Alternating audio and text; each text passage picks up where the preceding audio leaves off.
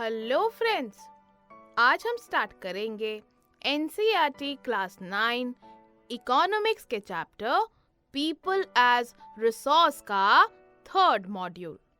Friends, पिछले module में हमने दो केसेस आपको बताए थे, शकल का केस और विलास का केस। साथ ही फ्रेंड्स, आपने ये भी जाना कि लोग और ज्यादा प्रोडक्टिव रिसोर्स कैसे बन सकते हैं। फ्रेंड्स, आज इस मॉड्यूल में हम जानेंगे कैसे एजुकेशन और मेडिकल केयर में इन्वेस्टमेंट फ्यूचर में हाई रिटर्न दे सकता है। तो चलिए शुरू करते हैं हमारा मॉड्यूल, जिसमें हम पढ़ेंगे how investment in education and medical care can give high return in future. So let's start the module. Friends, पिछले मॉड्यूल में जो हमने शकल और विलास की स्टोरीज पढ़ी, उसमें हमने जाना कि शकल के केस में एजुकेशन से क्वालिटी ऑफ लेबर इनहैंस हुई, जिससे उसकी टोटल प्रोडक्टिविटी भी इनहैंस हुई, क्योंकि शकल को कंप्यूटर में ट्रेनिंग मिली, उसको एजुकेशन मिली, तो उससे क्या हुआ, उसके स्किल्स डेवलप हुए, तो उसकी जो नॉलेज है वो भी बढ़ी। तो क्वालिटी ऑफ लेबर जो है, जो उसके काम करने की क्षमता है, जो उसके स्किल है, जो एबिलिटी है, वो बहुत ज्यादा इम्प्रूव हुई, इनहैंस हुई, बेटर हो गई। तो शकल के केस में एजुकेशन से क्वालिटी ऑफ लेबर इनहैंस हुई, जिससे उसकी टोटल प्रोडक्टिविटी भी इनहैंस हुई। मतलब जो भी उसका आउटपुट था वर्क के केस में, या फिर ये कहें कि उसकी इनकम के केस में, सब कुछ इनहैंस हुआ, टोटल प्रोडक्टिविटी उसकी इनहैंस हुई। ये जो प्रोडक्टिविटी होती है फ्रेंड्स, इससे इकोनॉमी की ग्रोथ भी इंक्रीज होती है। और फ्रेंड्स, जब इकोनॉमी की ग्रोथ होती है तो सैलरी या किसी और चीज की फॉर्म में लोगों को बेनिफिट होता है, क्योंकि देखिए, अगर इंडिविजुअली लोगों का जो क्वालिटी ऑफ लेबर है वो अच्छा होगा, तो इससे ऑटोमेटिकली क्या होगा, प्रोडक्टिविटी जो है, आउटपुट जो है, वो भी इनहैंस होगा। और ये जो प्रोडक्टिविटी है, इससे ओवरऑल जो इकोनॉमी है, जो पूरी नेशनल इनकम है, उसमें भी बढ़ोतरी होगी, उसकी भी ग्रोथ होगी, क्योंकि राई राई ही पर्वत होता है। सभी इंडिविजुअल्स की अगर प्रोडक्टिविटी इतनी अच्छी होगी तो ऑब्वियस सी बात है, इकोनॉमी की भी ग्रोथ इंक्रीज होगी। और जब इकोनॉमी की ग्रोथ होगी तो देश तरक्की करेगा, और देश तरक्की करेगा तो लोगों को भी उससे बेनिफिट मिलेगा। फ्रेंड्स, विलास के केस में उसके चाइल्डहुड में ना उसे एजुकेशन मिली और ना ही हेल्थ केयर। उसने अपनी लाइफ अपनी मदर की तरह मछली बेचकर ही बिताई, इसीलिए उसकी सैलरी भी अनस्किल्ड लेबर की थी, just like his mother. Friends, इससे हमें ये पता चला कि ह्यूमन रिसोर्स में एजुकेशन और मेडिकल केयर के थ्रू की गई इन्वेस्टमेंट ने क्वालिटी ऑफ लेबर को बढ़ाया। फ्रेंड्स, शकल के पेरेंट्स ने उस पे इन्वेस्टमेंट की, एजुकेशन देकर, मेडिकल केयर देकर, जिससे उन्हें फ्यूचर में हाई रेट्स ऑफ रिटर्न मिले, इनकम की फॉर्म में, साथ ही सोसाइटी में कंट्रीब्यूशन की फॉर्म में। क्योंकि शकल के पेरेंट्स ने क्या किया, शकल को पढ़ाया लिखाया, उसको प्रॉपर्ली मेडिकल केयर दी, उसकी हेल्थ का ख्याल रखा, तो उससे क्या हुआ, फ्यूचर में पूरे परिवार को फायदा मिला। क्यों? शकल की तरक्की हुई, शकल को अच्छी सैलरी मिली, और साथ ही उसने सोसाइटी में भी अच्छा काम करके कंट्रीब्यूट किया। फ्रेंड्स, ये इन्वेस्टमेंट लोगों पे सेम होती है लैंड और कैपिटल पे की गई इन्वेस्टमेंट की तरह। यानी जिस तरह से इंसान शेयर्स और बॉन्ड्स में इन्वेस्ट करता है, ये सोच के कि हायर रिटर्न मिलेगा फ्यूचर में, वैसे ही जब एक बच्चे की एजुकेशन पे, उसके हेल्थ पे इन्वेस्ट किया जाता है, तो हायर रिटर्न मिलता है फ्यूचर में, हायर अर्निंग्स और ग्रेट कंट्रीब्यूशन टू सोसाइटी की फॉर्म में।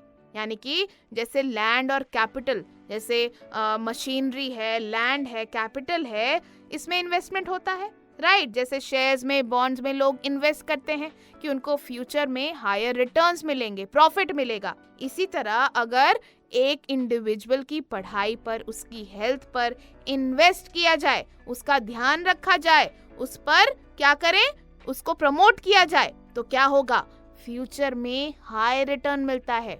और वो ना ही सिर्फ हायर इनकम के रूप में मिलता है, ग्रेट कंट्रीब्यूशन टू सोसाइटी की फॉर्म में भी मिलता है। क्योंकि जब एक पर्सन के पास एजुकेशन होती है, स्किल होता है, एबिलिटी होती है, तो वो एक बहुत कॉन्फिडेंट पर्सन निकल कर आता है सामने और सोसाइटी का एक एक्टिव मेंबर भी बनता है, जो कि नेशनल इकोनॉमी को भी बढ़ाने में जिम्मेदार होता है। तो इसी वजह से हम कह रहे हैं कि जब एक पर्सन की एजुकेशन, हेल्थ पर इन्वेस्ट किया जाता है तो हायर रिटर्न फ्यूचर में मिलता है।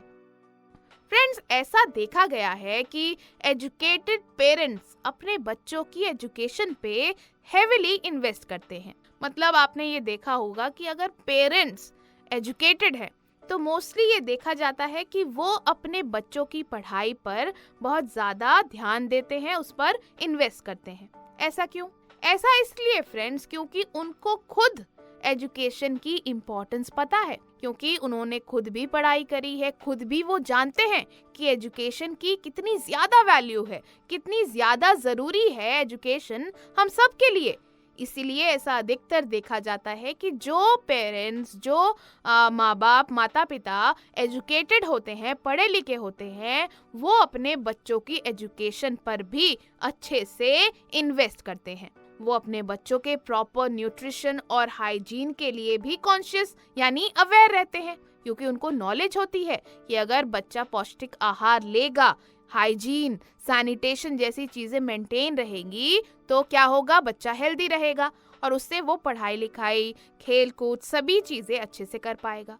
तो बेसिकली एजुकेटेड पेरेंट्स को एजुकेशन की इम्पोर्टेंस का भी पता होता है और हेल्थ की इम्पोर्टेंस का भी पता रहता है। इसीलिए वो अपनी बच्चों के एजुकेशन और हेल्थ के लिए बहुत ज़्यादा कॉन्शियस यानी अवेयर रहते हैं। वो अकॉर्डिंगली अपने बच्चों की नीड्स देखते हैं, ज़रूरतें देखते हैं और स्कूल में एजुकेशन की और गुड हेल्थ की भी पूरी कोशिश करते हैं कि बच्चों को ये तमाम चीज़ें मिल पाए। और फ्रेंड्स, ऐसे ही एक वर्चुअस साइकिल बन जाता है। वर्चुअस साइकिल यानी एक ऐसी साइकिल जिसमें किसी इवेंट के अच्छे इफेक्ट्स दूसरे इवेंट को अफेक्ट करते हैं। यानी जब पेरेंट्स एजुकेटेड थे तो उन्होंने अपने चिल्ड्रन को भी एजुकेटेड बनाया और ये बच्चे फ्यूचर में अपनी कमिंग जनरेशंस को भी एजुकेटेड बनाएंगे, उनकी हेल्थ केयर पर इन्वेस्ट करेंगे। यानी इस साइकिल के गुड इफेक्ट सर्कुलेट होते रहेंगे और इसीलिए इसको वर्चुअस साइकिल कह रहे हैं हम। फ्रेंड्स, इसी की कॉन्ट्रास्ट में अगर हम बात करें डिसएडवांटेज्ड पेरेंट्स की, यानी वो पेरेंट्स जो खुद अनएजुकेटेड हैं, जो पढ़े लिखे नहीं हैं और वो हाइजीन और हेल्थ केयर की इम्पोर्टेंस को भी नहीं जानते और खुद भी हाइजीन में लैक करते हैं। फ्रेंड्स, वो भी मोस्टली अपने बच्चों को भी सिमिलर डिसएडवांटेज स्टेट में ही रखते हैं, क्योंकि उनकी मजबूरी भी होती है और उनको नॉलेज भी नहीं होती। और फ्रेंड्स, इसी से बनता है विशियस साइकिल। हम ये नहीं कह रहे हैं कि सारे डिसएडवांटेज पेरेंट्स ऐसा जानबूझ के करते हैं, but due to lack of knowledge, due to lack of awareness, due to lack of money, ये सारी चीजें होती जाती। फ्रेंड्स, विशियस साइकिल यानी एक ऐसी साइकिल जिसमें एक प्रॉब्लम से दूसरी प्रॉब्लम क्रिएट होती जाती है। यानी पेरेंट्स अनएजुकेटेड थे तो उनके चिल्ड्रन भी अनएजुकेटेड और अनहाइजीनिक रह गए, क्योंकि अवेयरनेस नहीं है, नॉलेज नहीं है और ना ही पैसे हैं। और आने वाली जनरेशन्स पर भी इसके नेगेटिव इफेक्ट्स पड़ सकते हैं और इसीलिए इसको विशियस साइकिल हम कह रहे हैं। तो फ्रेंड्स, समझ आया आपको जो डिफरेंस है एजुकेटेड पेरेंट्स और अनएजुकेटेड पेरेंट्स के बीच? वो इतना ही है कि क्योंकि एजुकेटेड पेरेंट्स के पास बहुत ज़्यादा नॉलेज है, वो अवेयर हैं, उनको इम्पोर्टेंस पता है एजुकेशन की, इसीलिए क्या है, वो ज़्यादा कॉन्शियस होते हैं। किसके लिए? अपने बच्चों के एजुकेशन पर ध्यान देने के लिए और उनकी हेल्थ पर ध्यान देने के लिए, और इसी हिसाब से वो अपने बच्चों की नीड्स का एजुकेशन को लेकर और हेल्थ को लेकर ध्यान रखते हैं। और फ्रेंड्स, इसीलिए इसको कौन सा साइकिल कहते हैं? Correct, virtuous cycle. And on the other hand जो डिसएडवांटेज पेरेंट्स होते हैं, who themselves are uneducated and lack in hygiene, keep their children in a similarly disadvantaged state. और इससे क्या क्रिएट होता है? कौन सा cycle? Correct, vicious cycle. Friends, अब आप एक बात बताइए, क्या आप जानते हैं जापान जैसी कंट्रीज में कोई नेचुरल रिसोर्स नहीं है, जैसे water, would, coal.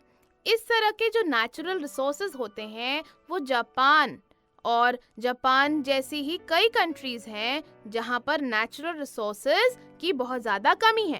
Friends, in countries को जो नेचुरल रिसोर्सेज चाहिए होते हैं वो इंपोर्ट करके ये लोग यूज करते हैं, मतलब दूसरे देशों से इंपोर्ट करते हैं ये रिसोर्सेज। लेकिन फिर भी जापान जैसी कंट्रीज डेवलप्ड या रिच हैं। अगर हम जापान की बात करें तो वो एक डेवलप्ड कंट्री है, एक रिच कंट्री है। तो ये रिच डेवलप्ड कैसे बने जब इनके पास कोई नेचुरल रिसोर्सेज ही नहीं है और वो भी ये लोग इंपोर्ट करते हैं? तो ये कैसे रिच और डेवलप्ड बने? तो फ्रेंड्स, इन कंट्रीज ने इन्वेस्ट किया ह्यूमन रिसोर्स पे। जी हाँ, इन्होंने अपने लोगों पे, अपनी पॉपुलेशन पर, जनता पर इन्वेस्ट किया। इन्होंने ह्यूमन रिसोर्स पे इन्वेस्ट किया, स्पेशली एजुकेशन और हेल्थ केयर की फील्ड में। फ्रेंड्स, जापान जैसी कंट्रीज ने लैंड और कैपिटल जैसे रिसोर्स का एफिशिएंटली और बहुत अच्छे से यूज किया। फ्रेंड्स, एफिशिएंसी और टेक्नोलॉजी जो कि वहाँ के लोगों ने ही डेवलप की, उससे उनकी कंट्री डेवलप्ड बनी और रिच भी बनी। क्योंकि देखिए, अगर लोग हेल्दी हैं, एजुकेटेड हैं, तो सारे काम ऑटोमेटिकली सक्सेसफुल होंगे। क्यों? क्योंकि लोगों के पास स्किल होगा, नॉलेज होगी, एबिलिटी होगी, मोटिवेशन होगा, क्षमता होगी काम करने की। तो क्या होगा? लोग तमाम रिसोर्सेज का जुडिशियसली, एफिशिएंटली यूज कर पाएंगे। मतलब बहुत अच्छे से तमाम चीजों का, चाहे वो लैंड हो या पैसा, सभी चीजों का लोग अच्छे से इस्तेमाल प्रॉपर्ली कर पाएंगे। और ठीक यही हुआ जापान के साथ भी, क्योंकि वहां पर जापान ने क्या किया? लोगों पर इन्वेस्ट किया, उनकी एजुकेशन पर इन्वेस्ट किया। लोग बहुत ज़्यादा एजुकेट हुए, बहुत हेल्दी हैं वहाँ के लोग, क्योंकि उनकी एजुकेशन पर, हेल्थ केयर पर सरकार ध्यान देती है। और एज अ रिजल्ट क्या हुआ? इन्हीं लोगों ने लैंड और कैपिटल जैसे रिसोर्स का बहुत अच्छे से इस्तेमाल किया, टेक्नोलॉजी डेवलप की, एफिशिएंसी बढ़ाई सभी चीज़ों की, और इससे देश की तरक्की भी हुई। और इसीलिए जापान जैसी कंट्रीज बहुत ज़्यादा रिच और डेवलप्ड बनी। तो फ्रेंड्स, है ना ये आइडियल एग्जाम्पल कि कैसे ह्यूमन रिसोर्स का अच्छे से इस्तेमाल हो सकता है किसी भी कंट्री की तरक्की में। तो फ्रेंड्स, देखा आपने ह्यूमन रिसोर्स कितना वैल्यूएबल रिसोर्स है और कैसे इस पर इन्वेस्टमेंट करके हम इससे प्रोडक्टिव भी बना सकते हैं। तो फ्रेंड्स, क्या पढ़ा हमने अभी तक?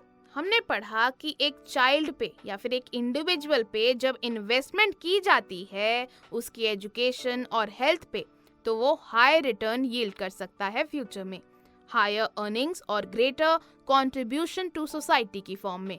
फ्रेंड्स, एजुकेटेड पेरेंट्स की बात करें तो वो अपने बच्चों की एजुकेशन पे ज़्यादा इन्वेस्ट करते हैं, बहुत थॉटफुली इन्वेस्ट करते हैं, और वो अपने बच्चों की प्रॉपर न्यूट्रिशन और हाइजीन के लिए भी बहुत ज़्यादा अवेयर रहते हैं। लेकिन friends, on the other hand disadvantage parents की अगर बात करें, जो अनएजुकेटेड हैं, जिनके पास ज़्यादा रिसोर्सेज नहीं हैं और हाइजीन में भी लैक करते हैं, वो अपने बच्चों को सिमिलर डिसएडवांटेज्ड स्टेट में ही रखते हैं मोस्टली।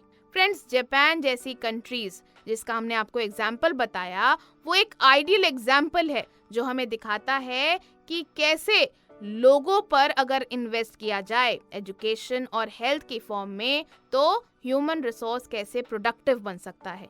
वही हमने देखा कि जापान ने खुद को रिच और डेवलप्ड कैसे बनाया, ह्यूमन रिसोर्स पे इन्वेस्ट कर। So, let us revise once again. So friends, a child with investments made on his or her education and health can yield high return in future in the form of higher earnings and greater contribution to the society. Friends, educated parents invest more heavily on the education of their child.